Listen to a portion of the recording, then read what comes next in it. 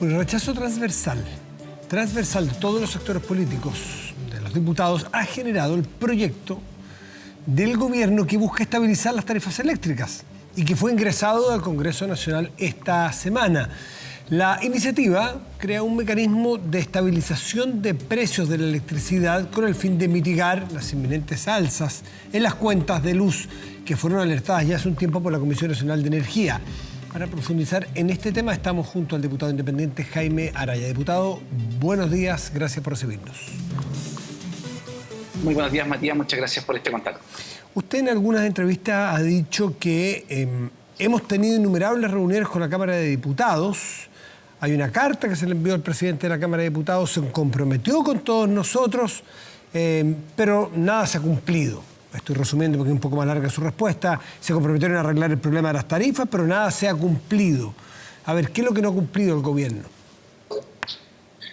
Básicamente, el ministro Pardo comprometió con la diputada Carol Cariola, conmigo, con la diputada Giovanna Tomás, en su oportunidad, con las primeras reuniones que tuvimos, que íbamos a generar un espacio de conversación para ver cómo abordamos la posible alza de las tarifas eléctricas. Porque el ministro tomó una decisión, que era conversar con la Comisión de Energía del Senado, un problema que afecta a todo el país. Nosotros lo que planteamos en su oportunidad muy tempranamente es que si la participación de los diputados era complejo que este proyecto de ley fuese a flotar, porque nosotros tenemos una perspectiva distinta al ministro.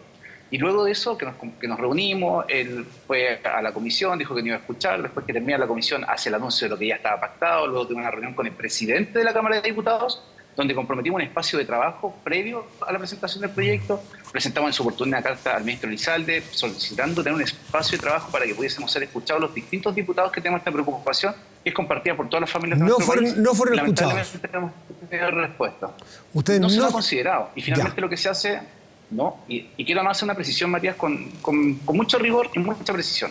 El ministro ha dicho que ha trabajado con los diputados y que ahora, durante el verano, va a escucharnos. No tiene sentido, una vez que está ingresado el proyecto en el Senado, que se está conversando en el Senado, que quiera hacer trabajo con los parlamentarios. Esa oportunidad ya se cerró y yendo al fondo del problema. Lo que el ministro plantea como solución es un PEC 3 y el PEC 1 ya fracasó, el PEC 2 ya fracasó, entonces ¿por qué insistir en una fórmula que está comprobadamente fracasada? Y si me permite, puedo explicar muy sencillamente qué es lo que es el PEC. Por ejemplo, el kilowatt hora costaba 100 pesos, lo que se dice es, ¿sabe qué? Yo voy a cobrarle solo 80 pesos y esos 20 pesos de deuda, usted me los va a pagar cuando el precio de la luz baje, yo no le voy a hacer la rebaja. Entonces, ¿qué es lo que pasa? El precio del kilowatt hora vale 100, yo pago 80, cuando el precio del kilowatt hora vale 80, a mí no me baja el precio de la tarifa, sino que esos 20 pesos que me dirán devolver lo abonan a la deuda. Para estabilizar. Y eso en el PEC 1 fueron 1.300 para estabilizar. Entonces son 1.350 millones de dólares que se generó de deuda, después subieron a 1.850. Trae una, no sé si una letra chica, pero dice así de manera muy liviana, oiga, mire, si son solo 22 pesos por kilowatt hora, para una persona que tiene una boleta de consumo mensual de 25.000 pesos, eso significa una alza aproximada de 4.500 pesos. Entonces, no es una cosa menor pasar de una cuenta de 25.000 a 30.000. Si uno lo pone en números redondos, estamos hablando casi de un 17-20% de aumento de la boleta de manera muy pareja. Y se nos dice, pero no se preocupen, porque estamos preocupados de la gente más vulnerable, cosa que yo celebro y comparto, pero también pongo una bandera de atención. ¿Qué pasa con la clase media? ¿Qué pasa con las pymes? Entonces dicen, para la gente más modesta, 850.000 hogares, tenemos un subsidio que va a abarcar este alza de consumo. Pero el subsidio no tiene financiamiento. Por lo tanto, se va a pagar con impuestos generales. Y todos sabemos, la gente que nos está viendo en la casa lo sabe, el impuesto que más recauda es el IVA. Cuando compramos pan, cuando compramos fruta, cuando vamos al supermercado, cuando compramos ropa, el IVA. Entonces, ¿quién finalmente va a soportar el subsidio? Las mismas familias de menores ingresos. Y además quiero aportar un dato que creo que es importante para la gente que nos está viendo. En Chile, según el INE, hay aproximadamente 6 millones y medio de hogares, 6.500.000 hogares. Esto va a llegar probablemente a 800.000 hogares. Entonces, uno se pregunta, o sea, ¿qué pasa con todo el rango de gente? Y vuelvo a reiterar, es una alza muy significativa por distintos tramos. Y el ministro nos dice que si no se aprueba esto aquí y ahora, el alza sube. Eso no es real y yo invitaría al ministerio a no estar con una campaña de terror. El decreto de alza de las tarifas de la luz, por la alza de la tarifa, va a regir una vez que esté en vigencia el decreto y eso tiene un procedimiento bastante largo de elaboración. Diputado, ¿qué solución dan ustedes? Porque dice la perspectiva del ministro es distinta a la nuestra, usted ya ha planteado cuál es la perspectiva del planteamiento del gobierno. ¿Cuál creen ustedes o usted que es la vía de solución para un problema real como el que tenemos? A este lado de la mesa tenemos los contratos previos a 2015, que son contratos caros, que son con energías fósiles, por lo tanto contaminantes, y que son muy abusivos. De 2015 hacia adelante tenemos contratos que no son abusivos, que son con energías renovables no convencionales, por lo tanto no son contaminantes y que son más baratos. ¿Qué es lo que hemos planteado nosotros? Que se renegocien los contratos. Como por ejemplo, hoy día sale publicada en Mercurio de Santiago una tabla donde se nos cobra el precio de la energía como si lo estuviese produciendo con energías fósiles, en circunstancias que no se están utilizando, se están utilizando energías renovables no convencionales que son más baratas. ¿Y por qué decimos renegociar los contratos? Porque si usted se acuerda, la eterna promesa de nuestro país ha sido que vamos a tener energía más limpia y más barata. ¿Tenemos solo energía más limpia? ¿Hemos pagado energía más barata a los consumidores? No. Entonces lo que nosotros le pedimos al gobierno que renegocie los contratos, que es algo que no es un acabo de mundo, no le meten inestabilidad al sistema, una cosa que se hace razonablemente en todos los espacios. De hecho, hace un par de semanas atrás estuvo el presidente de Codelco señalando, y cuando le preguntan ¿se pueden renegociar contratos? Dice, sí, se pueden renegociar contratos. A ver, déjeme planteárselo de esta manera, porque un momentito se cortó y no sé si me faltó algo de información. Que el camino que ustedes plantean es que el gobierno renegocie contrato con las generadoras eléctricas, ¿no es así? Estos contratos, ¿qué fin tienen? ¿Cuándo se terminan los contratos para ver qué posibilidades hay efectivamente de renovar y que el prestador o el que entrega el servicio tenga el incentivo para efectivamente sentarse a negociar?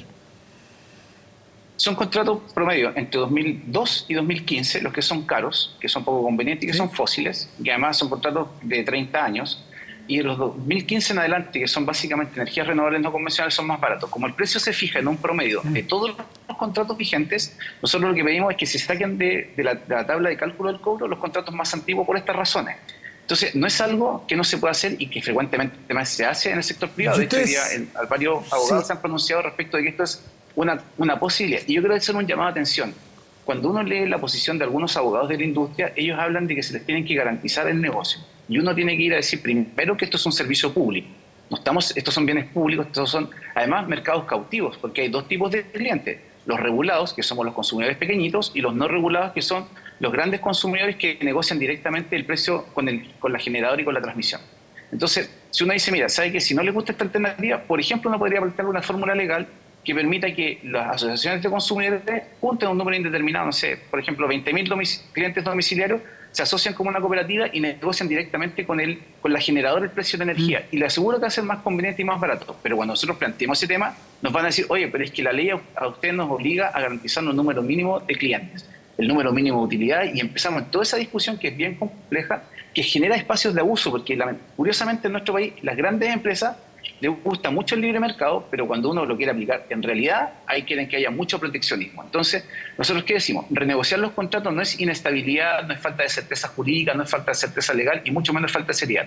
Es algo que todos los días se puede hacer en los contratos. Además, ellos tienen que entender que tratándose de un servicio público, tiene que tener por sobre todo lo que es el bien público. Y lo que además nosotros buscamos es que esto potencie mucho más la inyección de energías renovables no convencionales al sistema eléctrico. Diputado, ¿y han conversado ustedes con las empresas que ya han celebrado y tienen cerrados estos contratos de generación para ver si tienen voluntad de hacerlo? No. Yo por lo menos yo entiendo que los parlamentarios de la Cámara de Diputados no hemos conversado con las empresas, yo por lo menos no lo he hecho, porque creo que quien es responsable de llevar adelante esto es el Ministerio de Energía, es el gobierno, porque finalmente hay un espacio ahí que además en estos días que hay tanta sensibilidad respecto de la conversación entre lo público y lo privado, me parece que podría ser incluso imprudente.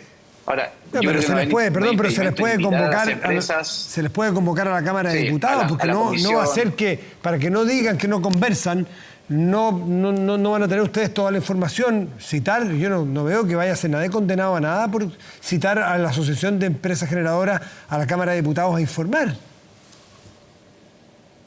Porque ahí viene el problema político, Matías. Porque nosotros tanto le hemos insistido al ministro que queremos conversar en serio este tema, que tenemos argumentos que son razonables, que además él mismo sabe que estos argumentos son razonables. Yo no estoy diciendo que tengamos la razón absoluta, pero lo menos que merecemos quienes somos parlamentarios, básicamente regiones. Yo soy diputado de la región de Antofagasta, la capital mundial de las energías renovables no convencionales. Y aquí eso no se ha traducido en una rebaja del precio de la luz para la ciudadanía, se va a traducir en un alza importante y además en una deuda que va a llegar hasta el 2035. Entonces creo que estos argumentos son razonables, hemos querido conversarlos con el ministro y él se niega a conversar con nosotros. A ver, explíqueme usted. Y lo más curioso de todo es que insiste públicamente que lo ha hecho y nosotros hemos estado preguntando, tengo una bancada transversal del Partido Comunista, del Partido Republicano, integrada por muchos parlamentarios, hoy día somos casi 35, firmamos 40 una carta, entonces no sabemos con quién ha conversado porque no hemos preguntado entre nosotros y nadie ha participado en una conversación para abordar en profundidad este tema y para que nos digan por qué sí o por qué no.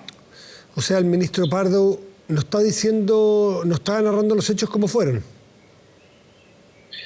Mire, yo estoy diciendo lo que yo he percibido, lo que yo he podido constatar. No quiero hacer ningún tipo de imputación y quiero ser muy Pero es que cuidadoso de alguna manera dice, para de no alguna manera atribuirle... imputa, pues. ¿Qué entendemos nosotros? Dice, el ministro ha dicho que han dialogado y ninguno de nosotros ha sido llamado al diálogo. Algo no calza. Por eso me gustaría que en eso pudiésemos tener el espacio con el ministro para poder plantear estos temas y conversarlo en serio. Porque la verdad de las cosas es que además él dice que tiene apoyo transversal y nosotros no hemos encontrado todavía nadie de apoyo transversal en la Cámara. Y además, nosotros tenemos un sistema que es de doble legislación, Cámara de origen, Cámara revisora. Entonces, si él cree que porque hizo un acuerdo con la Comisión de Energía del Senado arregló el problema del Parlamento, está profundamente equivocado y además porque nosotros le advertimos en su oportunidad, de manera muy respetuosa, que nosotros queríamos ser escuchados porque esto es un problema muy sensible en la familia de nuestro país. Diputado Araya, usted todo lo que nos narra de un gobierno que no quiere dialogar o que dice que dialoga pero no ha dialogado con ustedes. Usted dice que es posible negociar los contratos con los generadores y que el ministro tiene otra perspectiva. Cada uno de los seres humanos cuando actúa movido por algún incentivo, o porque cree que lo está haciendo bien, o porque tiene un interés, o por lo que fuera. ¿Qué incentivo tendría el ministro a no llegar a un acuerdo, a hacer lo que ustedes dicen, bajar las tarifas y estaríamos todos felices? No lo entiendo desde el punto de vista de la conducta humana. ¿Por qué el ministro querría mantener las tarifas o un procedimiento político con las tarifas más altas? Él sería el primero en interés en hacerlo. Yo no tengo explicación, yo no me quiero hacer cargo de las razones por las cuales él actúa como actúa. Lo que quiero decir una cosa muy precisa. Nosotros hemos solicitado conversar en serio y yo creo que él no se ha tomado en serio esta solicitud de conversación. Cuando la diputada Carol Carriola planteó el tema de la tarifa de invierno, todo el mundo dijo que no se podía, que era una locura, que era una cosa inviable, que era casi una estupidez. Y después en el tiempo se demostró en la conversación con argumentos que era posible, que era factible y que era una buena solución. Entonces, ¿qué es lo que yo digo particularmente? Diputado, porque el ministro no entiendo. nos quiere escuchar para tener una perspectiva distinta. Yo creo que él puede estar muy convencido de las ideas que tiene y probablemente cuando está muy convencido peca a veces de pensar que es su parte de la verdad. Y yo por eso lo quiero decir, Matías, con toda humildad. Queremos que nos escuchen para que evalúen lo que nosotros estamos diciendo y tengamos una discusión para que nos digan, miren, ¿saben qué? Lo que ustedes están planteando es una torpeza y yo estoy dispuesto a reconocer que estoy equivocado, pero conversémoslo. O sea, no quiero que me digan por el diario que eso no se puede hacer. No, está bien. O sea, yo en esto no me siento dueño ni poseedor de la verdad. No, sin duda. Yo no soy el experto en materia de regulación eléctrica, nada de eso. Yo soy un diputado que representa a la ciudadanía, que tiene una perspectiva, que ha trabajado junto a una transversalidad muy importante de diputadas y diputados para hacer un planteamiento. No, yo no puedo sino empatizar con lo que usted dice, querer sentirse escuchado. Son un poder del Estado, una de las partes del poder del Estado muy importante, son con legisladores, con el Senado. Lo que no me calza en su argumentación, no es que no le crea, por favor, no me calza como lógica, es que el ministro se cierra a conversar con alguien que le quiere dar una solución que va a ser mejor para los usuarios, para el ministro, para el gobierno, para quedar todos felices. No entiendo qué podría motivar al ministro a cerrarse a un diálogo que lo lleve a una mejor solución. ¿Me entiende? Yo creo que no le encuentro mucha lógica. Yo lo entiendo desde el punto de vista del que él nos mira, pero la pregunta mía es, yo no tengo cómo responder esa pregunta. Y mi perspectiva es que probablemente está muy convencido que la solución que plantea es muy buena, porque hizo un acuerdo político con la con la Comisión de Energía del Senado y que con eso está listo. Yo creo que eso puede ser una buena explicación. ¿Qué es lo que digo yo? Y además lo ha dicho el presidente de la Cámara de Diputados, que es muy importante, que el gobierno tiene que entender que si hace acuerdos con el Senado, esos acuerdos no son vinculantes para la Cámara. Nosotros en un conjunto de materia hemos pedido que se hagan comisiones bicamerales para resolver en el Senado y en la Cámara al mismo tiempo, porque si no, esto no funciona. Y además, mire, no es por echarle pelo a la sopa, pero cuando apareció la deuda de las ISAPRES, los 1.400 millones de dólares, ¿qué hicieron? Una comisión de expertos que recalculó la deuda y la bajó a 400, 500 millones de dólares, casi un 60%. Si hoy día las eléctricas dicen, porque eso es lo que se nos dice, que hay 5.000 millones de dólares de deuda, ¿por qué, por ejemplo, no hacemos la misma comisión de expertos y quién sabe si la deuda baja a 2.000 millones de dólares? Entonces, son también elementos que han operado y que uno dice, bueno, ahora que le toca a la ciudadanía, ¿por qué no tenemos la misma urgencia que se tiene para resolver el problema a las ISAPRES? Para resolverle, porque finalmente lo que hay que entender, que lo que nos están diciendo es que las familias de Chile le deben 5.000 millones de dólares a las eléctricas. sea, del orden de los 4.000 pesos mensuales de pago en la boleta sistemáticamente, Diputado, casi por los próximos 8 años. Se entiende. Diputado Araya, déjenme cambiarlo de tema un minutito. Usted forma parte de la Comisión de Medio Ambiente, si no me equivoco, de la Cámara.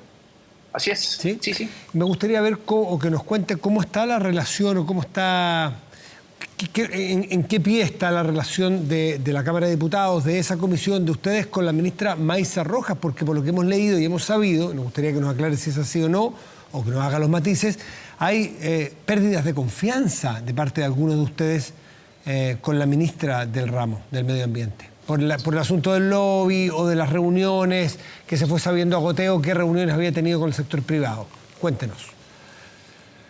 Matías, yo quiero hablar a título estrictamente personal, porque hablar en representación de la comisión le corresponde a la presidenta. Yo diría que, de mi perspectiva, la relación con la ministra está en reconstrucción y activa, porque yo comparto que ella cometió errores, fue un error el haber asistido a estas reuniones, pero el error fue no haber dicho la semana anterior, cuando tuvimos la sesión donde se conversó de esto, donde la verdad las cosas eran representarle que no estábamos de acuerdo con lo que había pasado, pero en un tono absolutamente constructivo, enterarnos que existió una segunda ronda de reuniones, que finalmente habían sido 3 reuniones en las que se habían sostenido, no una.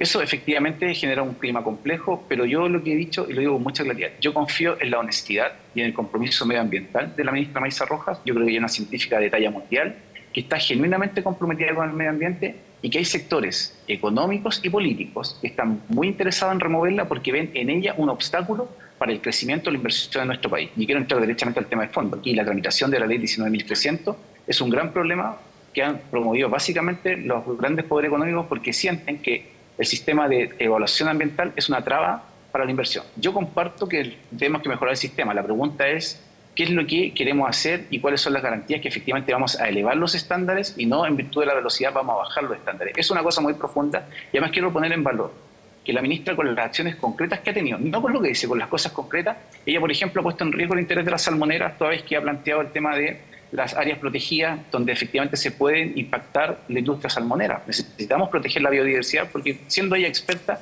en crisis climática, entiende, yo creo probablemente como nadie en el país, la importancia de tener políticas públicas que permitan que Chile permita reducir la huella de carbono, pero además permita cuidar la biodiversidad. Entonces, yo creo que en esto haría un llamado a mis colegas de la comisión, se lo he dicho privadamente a varios, que no cometamos el error nosotros de generar un conflicto a la ministra de tal envergadura que se generen las condiciones para su salida. Yo soy miembro de la Comisión de Seguridad, y así como uno dice, hay 2 almas en la coalición de gobierno en materia de seguridad, en materia medioambiental también hay 2 almas en la coalición de gobierno. Algunos que entendemos perfectamente que el medio ambiente no es incompatible con el crecimiento, el progreso y el desarrollo, y hay otras personas que dicen que hay que debilitar los cuidados medioambientales para facilitar la inversión.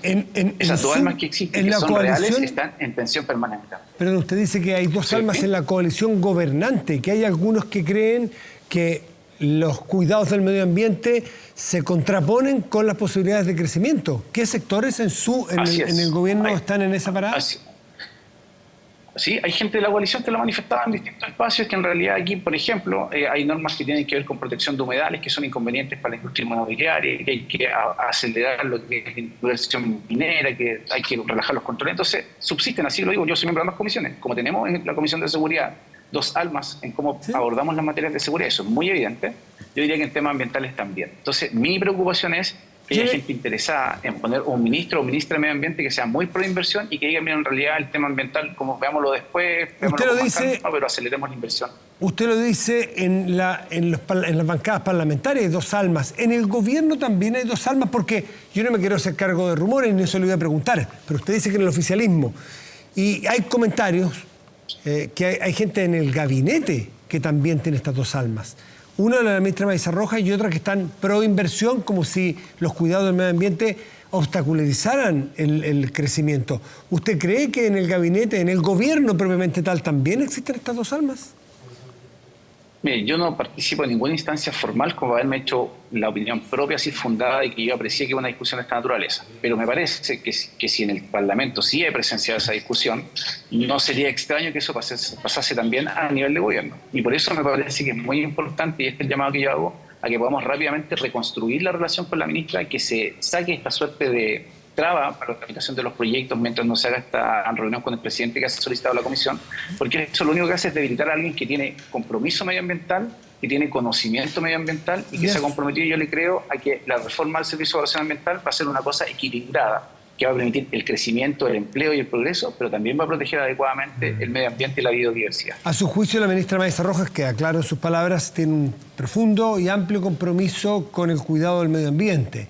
¿Tiene a su juicio el mismo compromiso la ministra con la necesidad y la urgencia de crecimiento y de inversión en nuestro país? Yo creo que ella lo entiende perfectamente. Lo hemos conversado largamente y ella tiene perfectamente claro que ambas cosas son compatibles. Yo quiero decirlo, en algún espacio he escuchado que la ministra es por la teoría del decrecimiento, una teoría que existe en el mundo ambiental, y la ministra Maisa Rojas no suscribe esa teoría. O sea, ella está perfectamente clara de la importancia de que haya crecimiento, que haya empleo, que haya desarrollo, y además lo más importante, no los ve como opuestos, que eso yo creo que es lo perverso de este diálogo, porque se generan como que fuera en un antípoda el crecimiento y otro tipo del medio ambiente, y eso no es así. O sea, el mundo se desarrolla precisamente porque es compatible el progreso y el crecimiento con el cuidado del medio ambiente, sobre todo en un escenario de crisis climática muy severa, que los efectos están a la vista todos los días en los noticieros en distintas partes del mundo. Así como en el bloque de gobierno usted dice que hay dos almas respecto a los cuidados del medio ambiente, ¿hay dos almas en el bloque oficialista o en el bloque de gobierno respecto del crecimiento? ¿Hay algunos que están por el decrecimiento? No, yo eso no lo he escuchado afortunadamente. ¿Y a quién le ha escuchado lo del decrecimiento? Podría haber alguna posición aislada. Pero... ¿A quién le ha escuchado usted lo del decrecimiento? Sectores, hay personas que han planteado el tema que Chile o en general los países que están en vías de desarrollo deben de crecer desde el punto de vista económico para generar menos presión sobre la extracción de recursos naturales y tener modelos que sean menos intensivos en el uso de los mismos, de manera tal de poder enfriar el planeta. Eso está haciendo varias posiciones. No, está bien, pero quería saber si alguien en particular... Afortunadamente... yo en el gobierno afortunadamente no he escuchado a nadie. Sí he escuchado que alguna gente sugiere que la ministra sería de esa corriente ambientalista. Jaime Araya, diputado independiente, muchísimas gracias por conversar esta mañana con nosotros. Que esté muy bien. Mucho gusto. Muchas gracias, Matías. Que tenga buen día. Igual usted, buen fin de semana.